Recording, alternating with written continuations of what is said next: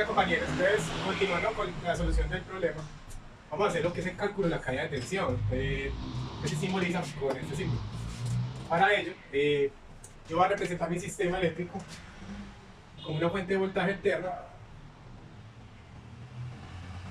hacia una carga eléctrica de 5000 vatios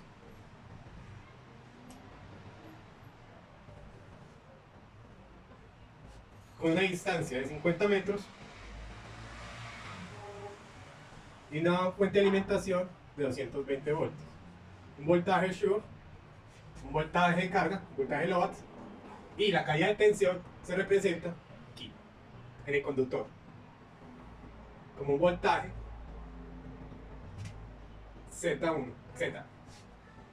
Yo un conductor eléctrico lo puedo representar como una impedancia formada mediante una resistencia y una bobina.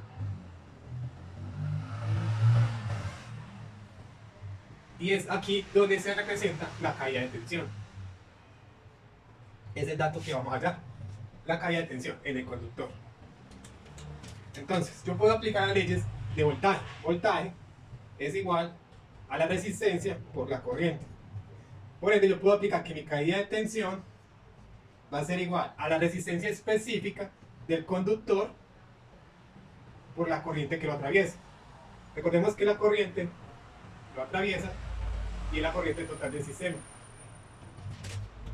La resistencia específica del conductor está dada por la fórmula de ρ multiplicado a la longitud sobre la sección transversal.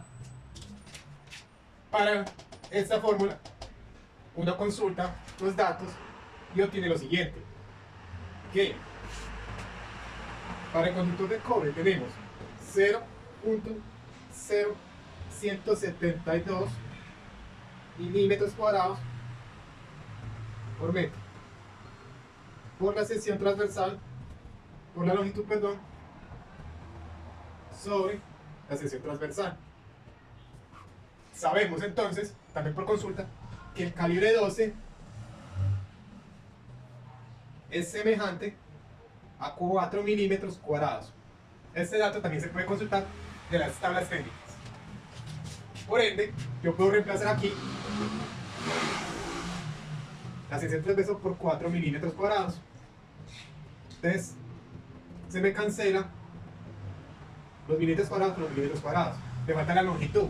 Sabemos que la longitud entre el tablero, representado por esa fuente de voltaje 220, y la carga de 5000 vatios, que son las lámparas, hay 50 metros.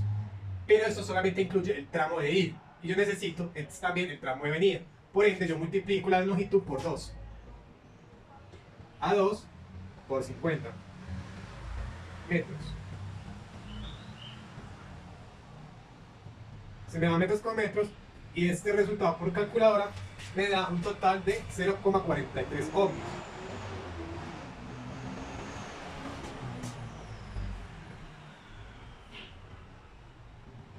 De los ohms. Por lo tanto, tengo entonces que la resistividad es de 0,43 ohmios para 100 metros de cable. Entonces retomamos a nuestra fórmula de caída de tensión, que es a la resistencia específica del conductor por la corriente total que atraviesa el sistema. 0,43 ohmios por 23.94 amperios nos va a dar que la caída de tensión es aproximadamente 10 voltios, 10.29 voltios. 10.29 voltios. Entonces ya tenemos el dato de la caída de tensión.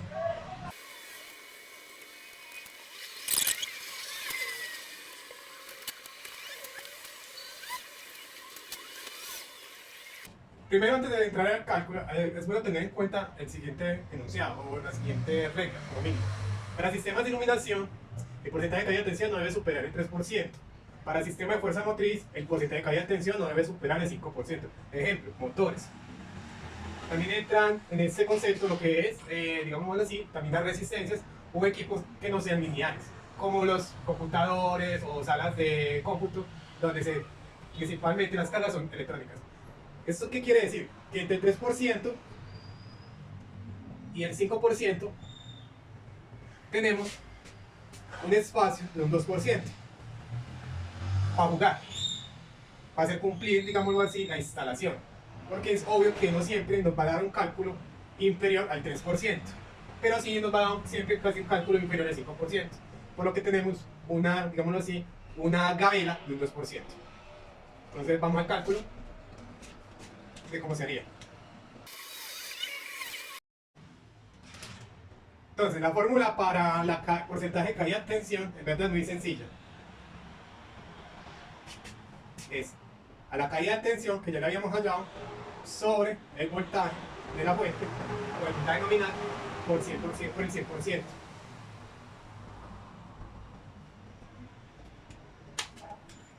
Por lo tanto, tenemos que 10.29, que es la caída de tensión, sobre 220 voltios nominales por 100%, es igual a 4.68. Como le había dicho antes, los sistemas, como se ha escrito aquí, que para el sistema de iluminación el porcentaje de caída de tensión no debe superar el 3%. Como tenemos un 3% y tenemos, ¿qué porcentaje? 4.68 menor al 5% también, tenemos entonces que 4.68 es muy superior al 3% requerido por la norma o por la regla, pero también tenemos que el 5% es 4.68 es menor al 5%, a lo que sería un sistema eléctrico de fuerza motriz. Lo que decía antes era que este espacio de 2% de diferencia entre uno y otro nos deja operar un sistema eléctrico que supere al 3%, pero sin irnos tan al extremo del 5%. Para mi criterio, este sistema está muy cercano al 5% y no cumpliría.